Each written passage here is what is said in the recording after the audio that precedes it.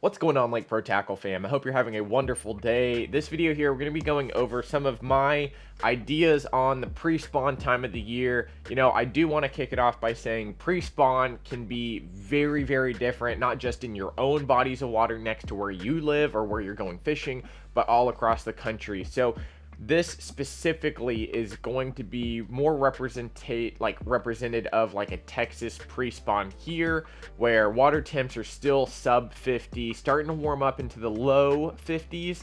Of course, as you're farther up north, let's say like Minnesota, you're still going to be thawing out, nowhere near where we're at here in Texas, but Florida's already ahead of us. Alabama, Arkansas, Oklahoma, y'all will be pretty close. Of course, some areas in California, NorCal especially, you might be getting close to where we're at here. So this is going to be my 2 cents on pre-spawn techniques. I'm going to try not to rush it. So I know sometimes I can get in these videos and really just stay focused on the first couple and then start moving faster and faster as we go. I'm really going to not worry about the time on this one, so bear with me. It might be a little bit longer video, but I've definitely noticed due to some retention numbers that a lot of you are staying through to the very end of the video, so I greatly appreciate that. And if you aren't subscribed, please consider subscribing and checking out the social media. We're letting you know when we get brand new stuff in on the day-to-day. Of course, fun reels, like TikTok style videos, short form stuff like that. But I've picked out 5 or 6 different pre-spawn lures, and we're going to go over them, as well as some new items sprinkled through here. So,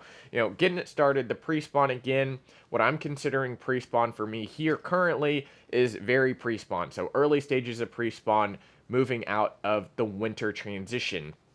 Fish right now are set up in their winter patterns and they're starting to move. The normal bass progression is going from main lake, moving back to your spawning flats and backs of creek channels. A lot of the time, they're going to be using isolated cover and structure to stop on certain areas as they make their way back.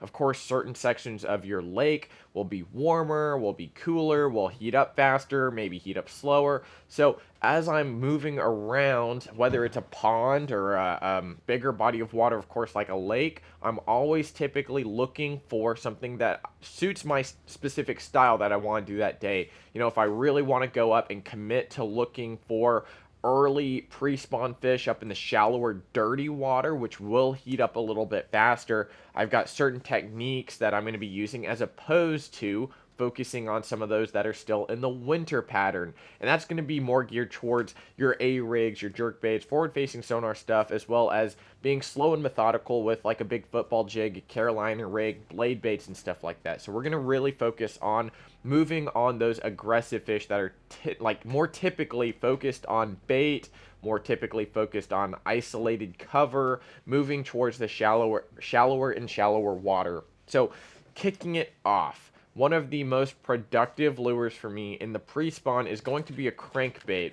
Something with a flat side as well as just a very unique wobble and knocking noise. Of course, rattles are very, very different in every single bait. One of my most productive crankbaits in the winter this time, back in December and November, was a Jackal Bling. It had a ton of rattles, a very unique, just tight wobble on it.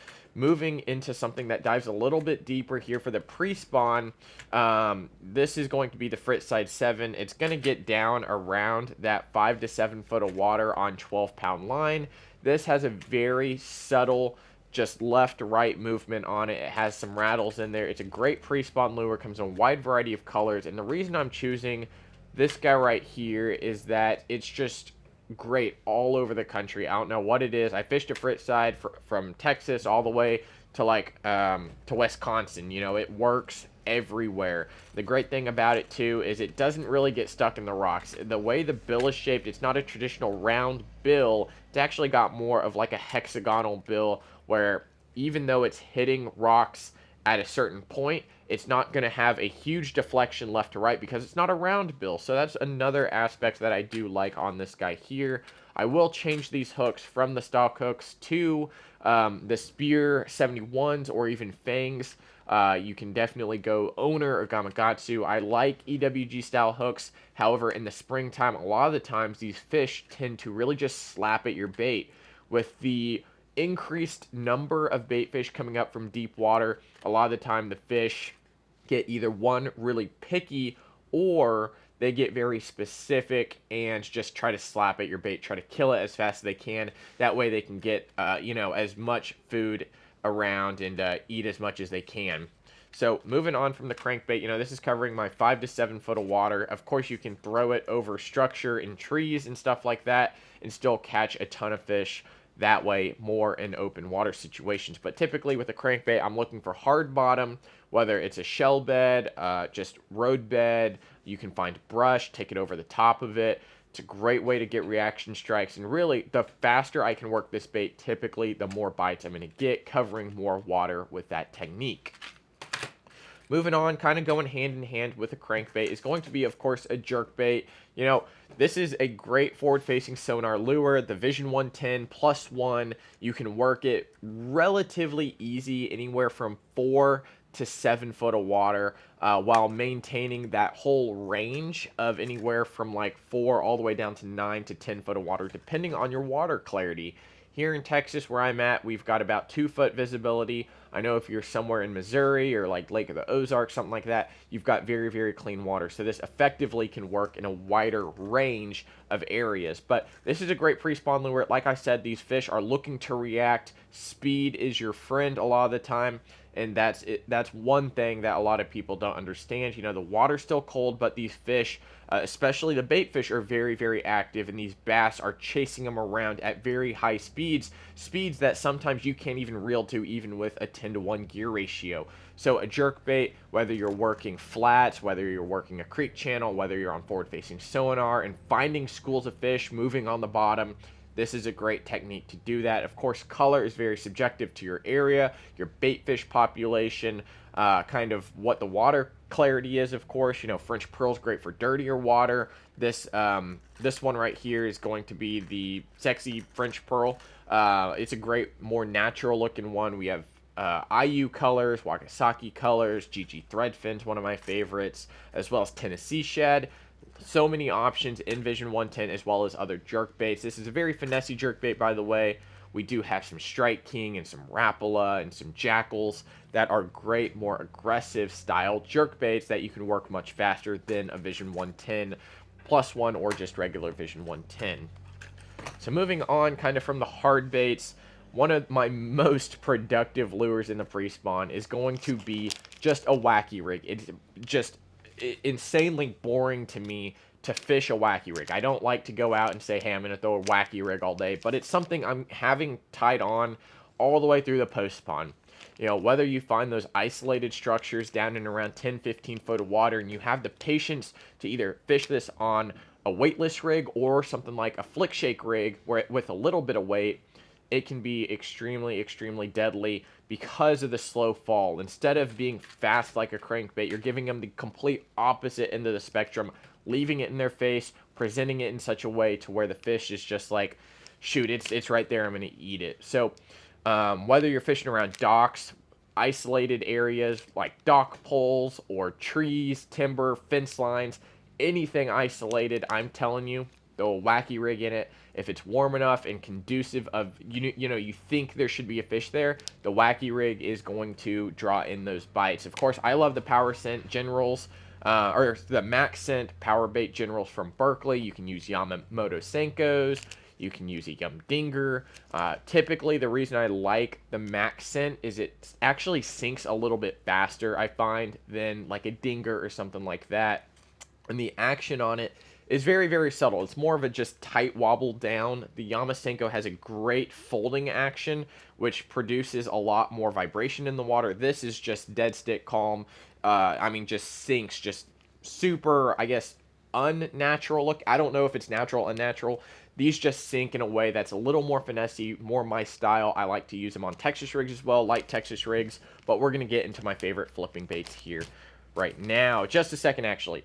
I do want to let y'all know, currently, we do have a couple Daiwa Lexas in the shop here. If you're looking for an A-rig reel, a swim bait reel, something that can take a lot more line, these are at the 300 sizes. We have them in the 6-speed and the 8-speed. They come with this power handle here, which, in my opinion, the power handle is good for some things, not so good for other things. When it comes to freshwater fishing, I typically want to switch it out to a more even handle, like one on each side. So we do have some Gomexis in stock, I believe. If not, we're going to be getting some here very shortly. But these Lexas, they've got a little bit skinnier spool, extra casting distance. I highly recommend you to check these out. Again, 8-speed and 6-speed. So if you're looking to really move an A-rig or something like that, I would go with the 8-speed. If you're swim bait specifics, throwing some bigger swim baits, definitely go with the 6-speed if you're more comfortable with that. But these Lexas are extremely awesome, great price point,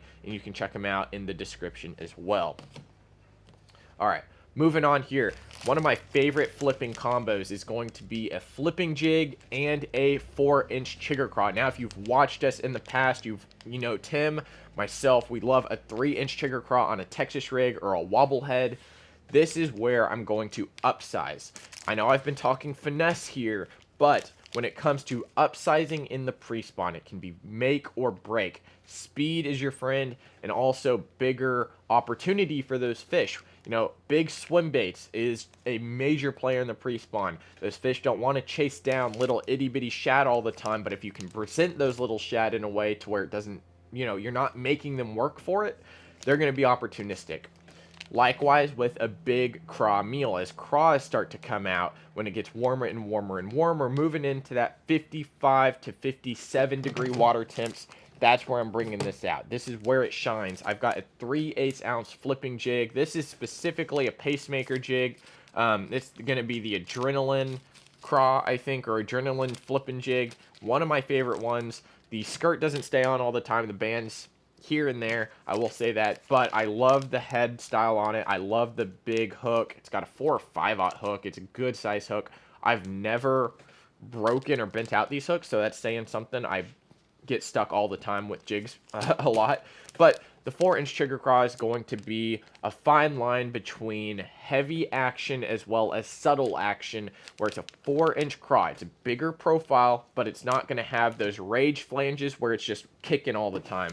This is going to be more similar to something like a chunk, something like that, that doesn't have a ton of action. It's going to be a very big defensive craw sitting there like, hey, don't eat me, dude. You know, so again, where you're finding that structure on the bank, especially whether it's brush or reeds or anything like that, anything hard. You know, I can imagine sunken cars, you know, anything not natural out in the lake, anywhere from like 10 all the way up to the bank. That's where you want to throw this right here. Typically, when I'm working these, I'm going to let it sink all the way down to the bottom, sit there for about 5 seconds, and patience is definitely one of those keys that I want to hit on with this technique here. You can cover a ton of water with a jig, not super effectively, something like what we're going to get into in just a second, but you can work it effectively to where if there's a fish in that area, you can call that fish in because of the bigger presence that this bait is making. So, if you don't know how to rig a plastic on a jig, I guess I could do a video on that later on, but I'm assuming you know how to put a craw trailer on a jig there. So if you don't, my fault, but I'm not going to do that in this video here for you. Moving on to this bait right here. This is going to be one of my more preferred methods of catching a fish in the pre-spawn. Big spinner baits. If you know anything about Florida fishing and you know the history behind some of Rick Clunn's endeavors, of course, Roland Martin's endeavors with spinner baits, the bigger you go in the pre-spawn, the better. You're not going to get a ton of bites, but when you do get those bites, it's going to generally be a bigger one. Now, the one that I like to go with more often than not is going to be a sand tone pretender spinner bait. This is a 3/8 ounce spinner bait, and it has some mega blades, something you can work extremely thoroughly and just very, very well over certain areas. And I'm talking the same stuff you're pitching these into, same thing you're pitching a Senko into. I'm working this over the top. I'm running it straight through the middle. I'm going down the sides. This big spinner bait will call fish out.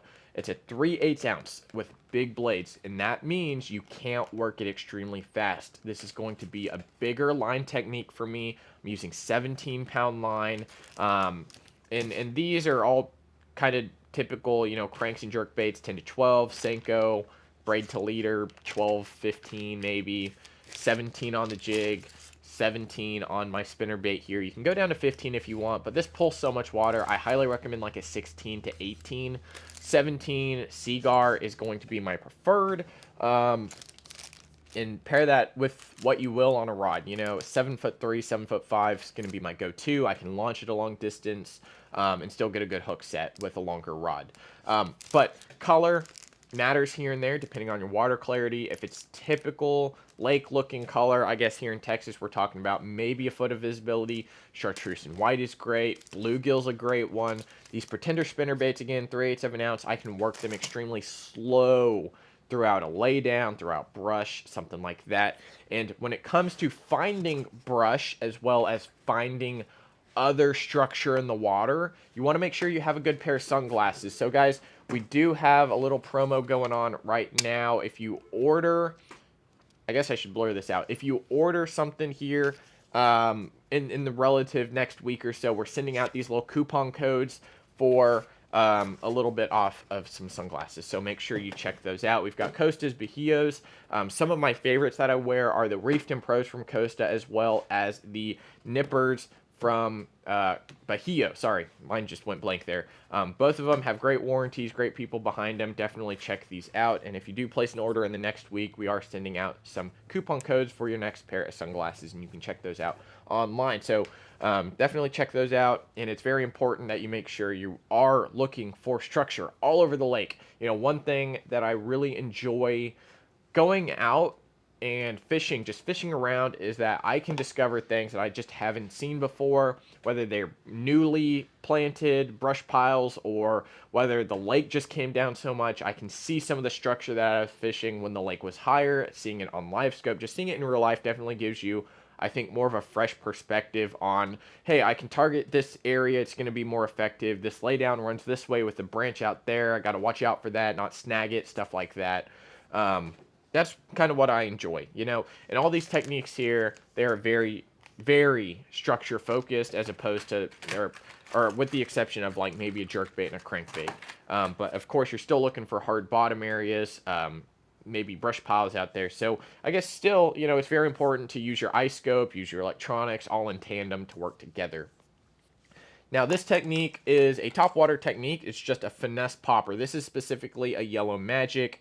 This is the smaller one. As water temps breach mid-50s, I'm going to talk 55, and you find that a little bit dirtier water, you find some warmer water, you find fresh water coming in, these fish are going to be drawn to that. And really, a finesse popper like this is killer. I don't bring out topwater a ton, but when I do, frogs come out later in the summer when the water's nice and warm. Typically, frogs won't be out in the water in the temp ranges we're talking about, that 55 to maybe 60. The popper, on the other hand, this is very finessey, and I'm talking when you're working this popper, you want to work this very, very slowly. If you find little, I call them stick-up reeds, where they're dead reeds essentially, but fish can get up in there and sun during the day or in the morning. And usually topwater right now works throughout the whole day. Moving into the spawn time, topwater will work the whole day. When it starts to minimize the time you can use for topwater is kind of when you get in the post-spawn. But I'm working this extremely slowly. So typically with a spinning rod, throwing it out there and just kind of pulling it instead of popping it aggressively. It's a popper, but I'm really pulling it and making it bloop instead of just a true pop. Not very aggressive. That's what you want to do with this guy here. It is also great for dock slips and more isolated structure, like I was talking about everything with this. If it's shallow enough, I'm talking you want to get this as close to those fish as possible to draw in that bite. Dock slips, you can usually shoot it back in there, work it out slow, and you can get a ton of bites that way. That's a insane bite. I've only gotten on it a couple times. I don't honestly do it much because I'm typically more focused on the jig. I generally get a lot bigger bites on the jig and the spinnerbait, but absolutely love doing this technique here. And if you've got a warming trend in your area, be on the lookout for a subtle topwater bite. It can definitely pay off. Last thing I want to talk about in this video, I've wrapped up my baits here, but I do want to let y'all know we do have some Bass Mafia dangerous loaded swim baits in stock. This is a brand new 5-incher. We've got 3 colors. We've got blackback shad, we've got IU, and we've got albino pearl, all in stock in the shallow and deep versions. I definitely love the deep version. It sticks on the bottom. The way the harness is designed, it sits flat as well. This is going to be a great bed fishing bait. I highly recommend you to check these out if you're fishing a pond, if you're fishing a lake, fishing a stream, whatever. The hook hanger in this is absolutely amazing. And again, this is a line through swim bait. The original was a 6-inch. They came out with the 7, and now we have the 5s here, little junior baby size. And this is just a snack for some fish. So make sure to check these out, as well as all these baits here. They're going to be linked down in the description. Again, if you do place an order here in the next week or so, we're going to be sending out a couple coupon codes for some sunglasses, and definitely check out the Lexa for your A-rig and swim bait needs, as well as if you're a saltwater fisherman inshore, definitely check these out as well. Ultra sealed, ultra casting. These are super amazing reels. Definitely check those out from Daiwa. But thank you so much for watching, y'all. I hope you made it through this entire video. I know I tried to go nice and slow, be very thorough with everything, but if you do have any questions, feel free to leave them down in the comments below. I greatly appreciate it. Thank you so much for watching. We'll see you next time at Lake Pro Tackle. See you guys.